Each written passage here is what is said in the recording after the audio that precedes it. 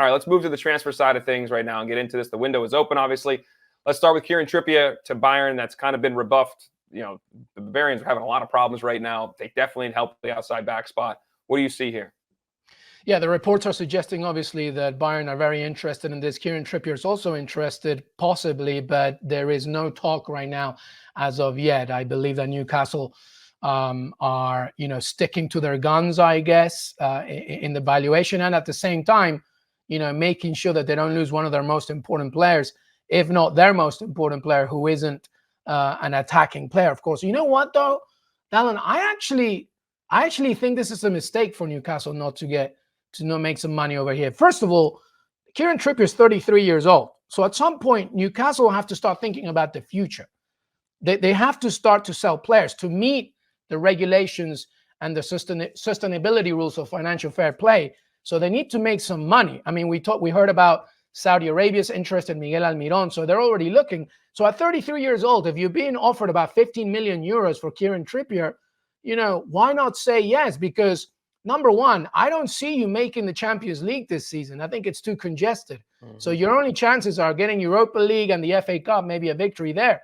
So perhaps at 33, make some money of that and then hope for what's happened later. Because I think that aside from making sure that you get a Champions League spot, Newcastle, you also have to meet those FFP rules. Bayern Munich, Alphonso Davies, I think, is almost definitely leaving this summer. So they have to try and fix what's going on there. So I think it's a mistake they don't sell him. But, as of right now, Kieran Trippier is staying right where he's at.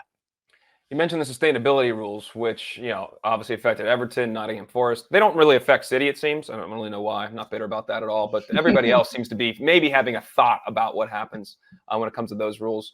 Let's keep it moving. We got Jadon Sancho. He's been moved on loan to Dortmund.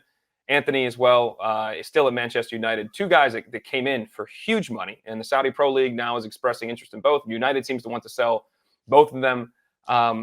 Can they pull this off and really get money back? Because these two combined may be two of the worst investments we've seen in world football in recent years. If they can recoup some of that money from Saudi Arabia, that would at least be some good business. What do you see here? Yeah, some context, first of all. Back in December, the director of football of Manchester United, John Murtough, went to do some meetings with the Saudi Pro League officials to build relationships. So I wouldn't be surprised if we hear more news about the possible connections between Saudi's interest in Manchester United players. Look, if there's only one way to try and sell those players for that amount of money, and I do believe that Jadon Sancho, and obviously playing at Borussia Dortmund on loan, if he can, raise his value once again, that will be interesting. Anthony has been an absolute just waste of time. And honestly, I don't even blame Anthony. It's just the amount of money that was paid on him, the way that he's been used, the way that he's played himself. So if you can make any money out of those two, then fantastic. But if you ask me, what do United need to do? Now that they have Omar Barrada as CEO, they got to get rid of dead wood. So Anthony and Jadon Sancho are part of that. Casemiro is part of that. Rafael Varane is part of that. So, if Saudi Pro League teams are interested, and that's the way. But because of all the business they did last summer, Dalen, it's not like Saudi Pro League teams can spend frivolously just like last summer. There's also limits on them. So if you can make about 80 mil from Jadon Sancho and Anthony, that's good business for Manchester United. Yeah, that'd be great business if they could pull that off. Let's stay with the Saudi Pro League conversation, because there's chats now that Karim Benzema, who obviously went there last year, was still not at the peak of his powers, but pretty freaking close when he chose to make that move. Seems like he maybe wanted to come to the Premier League before coming back to the Pro League. And some of the questions around the Saudi League, just in terms of that move, do you see him coming to the Premier League, and what's the most likely landing spot? For who, sorry? For anybody in the Premier League, is Benzema going to make that move, and likely for who would be the best spot? Gotcha. Karim Benzema, I talked about this on SportsCenter last week, and I would love to see him in the Premier League. It would be fantastic. And just from a purely tactical perspective, I see two options. One of them is Arsenal, because, your Arsenal, as good as they were in the last game against Crystal Palace, still suffer, especially against big teams, with relying on a classic number 9. Gabriel Jesus, I've always been a fan of him, but he's not a natural goal scorer. And I believe combined between Bukayo Saka, Martinelli, and Gabriel Jesus, it's only 11 goals, I believe. So, you need goals here, and you need a classic number 9, and I believe that if there was any way from a tactical perspective to get Karim Benzema, even if he can give you those minutes, especially in the Champions League, then that would be amazing. But his wage demands are just way too big. So I don't really see that happening. Obviously, Ivan Toney's the other one I would think for Arsenal as well. And then the other one for Karim Benzema would be, again, Manchester United. Same situation. Haaland has been doing well recently, but you need experience. You need a killer. But here's the problem with Karim Benzema. He's already tasted the golden apple. He already knows how much money he's making in Saudi Pro League. And even though he reportedly may not be enjoying himself, now he needs to really bite the bullet and say, well, if I go back to Europe, who is going to pay my demands? No one is. So you're really going to have to adjust to see it. So from a tactical perspective, Karim Benzema in the Prem would be amazing. Arsenal, Manchester United would be ideal. Yeah, as an Arsenal, as you mentioned, as an Arsenal fan, I would love that, and that's where I think Gabby's a great player, and he can do different things, but he's not a classic goal scorer, as you say, and their attack has become rather predictable, having to almost go through Saka or Martinelli to create anything a lot of times because they just don't have it through the middle in the same regard. So we'll see what happens there. But you mentioned something about Benzema's situation. Not too happy with the Pro League. We saw Jordan Henderson, who surprisingly, being how his social stances and thoughts on things, went to that league. He wanted out, and he has now gotten out and moved out of there this past week. Benzema wants the same thing. Is there a bigger fracture potentially, or more just like, hey, we're coming for the money, we knew it, but this really isn't where we want to be? Are you going to see? You think you're going to see that trend, or is money just going to talk and speak too loud, and we'll just continue to see guys go there? No, we will see this trend for sure. Once this huge movement happened last summer, I wrote about the fact that one of the issues with these moves, even though they are obviously being offered, as you said, gigantic wages, gigantic contracts, is that there's a misunderstanding of the culture there. And I'll be first to put my hand up that I myself are not obviously familiar with that. And I think a lot of these players went there thinking, I'll just make my money, ridiculous amounts of money, hide it as something else, just like Jordan Henderson. Listen, I'm a big fan of what he's done in the past, helping NHS workers during COVID, being a vocal speaker for LGBTQIA plus communities. But like, he really, he played this one terribly, because he really should have just been honest from the very beginning. And it's not just him. Aymeric Laporte did a great report with a Spanish newspaper saying, yeah, it's not that great here. Obviously, the money was a big incentive. So I think we're going to see more and more stories of players not happy there, at least not enjoying themselves. And these players need to understand that it's fine to believe in a project. It's absolutely fine to be part of it. But you need to know what the project represents before that. Because now we're seeing a situation where many more players are going to want to return from there. And also, we're talking about just a small fraction of teams in that league. There's other teams, by the way, Dalen, that are not even like amounting to 200 and 300 fans in a game. And that's a problem, because if you want to build, just like MLS wants to build these communities and expand it. When you go to Mercedes-Benz Stadium at Atlanta United, when they first opened, there was 72,000 fans there. That's not happening in Saudi Arabia. And that needs to happen in order for these players to at least feel like they're happy there. But yes, you will see this snowball grow of more players saying to themselves, right, I'm done with this. I want to go back to Europe.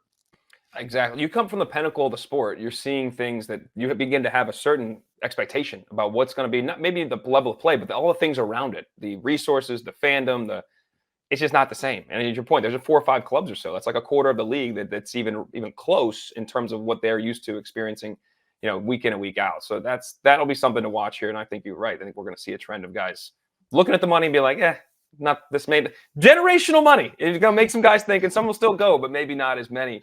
You can buy a country with that money, man. Individuals have like the GDP of like small nations right now, just this in their own bank account. It's pretty ridiculous. All right, let's keep rolling. Let's go. And Leander Dendoncker is leaving Villa. You're a villain. What are your thoughts here? We'll just give you that. What are your thoughts on that move? Yeah, I like him personally. He's always worked hard when he's on the pitch, and there's no doubt, like he's been he's improved under Unai Emery, but he's only had one start in the Premier League, and that was the loss against Manchester United, the 3-2 loss. So he was essentially the backup for Bouba Kamara, who is, in my opinion, not just one of the best center defensive midfielders in the Premier League, one of the best in Europe. And so when he comes off the pitch and you put in somebody else, I don't care if it's Dendoncker or somebody else, then the drop-off level is massive. So Dendoncker, knowing that he's got Euros coming up, he wants to play. He was hesitant to join Napoli, but he realized that it's the best way for him to get minutes and for him to be called up for the Euro. So that's a big step right there. So it's a loan with an option to buy, obviously. Now, Villa's problem is that there needs to be replacements now to substitute Leander Dendoncker, because we need a backup for Bouba Kamara. Tim Erogbonum, who's our young midfielder, 20-year-old midfielder, he might be tested by Unai Emery, but I think there needs to be more here. I think Dendoncker will suit Napoli much better. And I think he might even be used as a center back. But for Aston Villa, he was Bouba Kamara's backup, and that's about it. But I wish him all the best. Okay, we're going to end the conversation on one of the most sought-after strikers in the world, Victor Osimhen. He has said that he has made his decision about where he's going to go.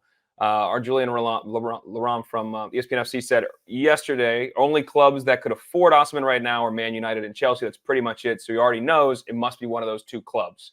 That's Jules reporting.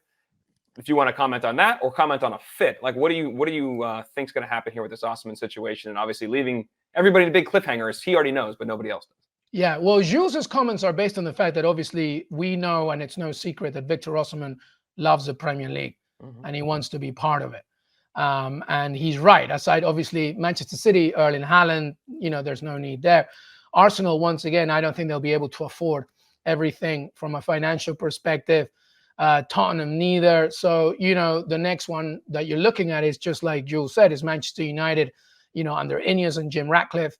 And of course, Chelsea, which is Todd Bowley, who basically would buy me if I complimented on his suit. He just buys everybody. So obviously, Victor Osimhen would be a good target for them. I think, like I said, positionally, Dalen, he would be fantastic for Manchester United. He would suit many attributes.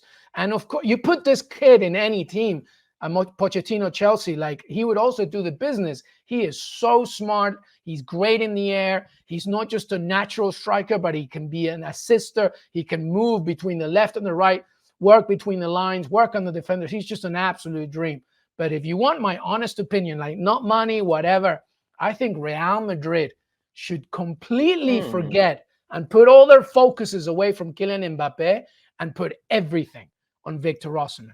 Because Victor Osimhen for Real Madrid, with Vinicius Jr. on one side, Rodrigo on the other one, Valverde behind him, would be an absolute dream. It's Jude Bellingham, of course, it would be an absolute no-brainer. Kylian Mbappe is amazing, but he needs to be the guy in the spotlight.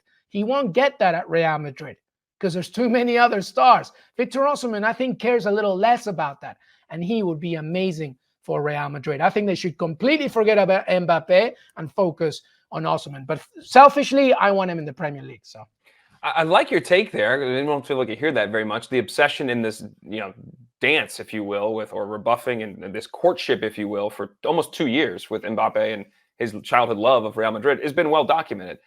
Would they ever go for the less of a star? I mean, Osimhen could be he's already a huge name, but he could be, a massive star. He's just not the same as Mbappe right now. Would they choose that, knowing the brand themselves and how they operate? Would they ever do that? I think they should, because look, Karim Benzema is gone, right? And they're obviously playing around with different types of strategies when it comes to that number 9 position, right? Joselu, of course, he's no Karim Benzema and he's no superstar. You put Victor Osimhen there, and he's now not just one of the best strikers in Europe, but he's somebody that I believe can work so well with Vinicius Jr., Rodrigo.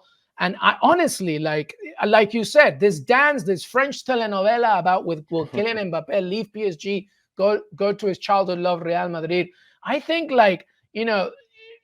Florentino just needs to say, forget this. Let's get Victor Osimhen, because if we get Victor Osimhen, now we have an absolute dynamic team. Also, pushes from a position perspective, Kylian Mbappe doesn't like to be the central number 9. He says he'll play it, but he doesn't like it. He likes to play on the wing. He likes to invert himself, use his speed. Osimhen is right there in the middle, moving around. I think it's a no-brainer, but the French telenovela that is the search for Kylian Mbappe continues. No doubt. And I don't know if it's going to end. We'll find out. But you can hear us. Maybe we'll know on Friday. Maybe. An ESPN FC Live, again, comes your way at noon Eastern, 6 o'clock on the continent, 5 p.m. GMT. LME, always fun, man.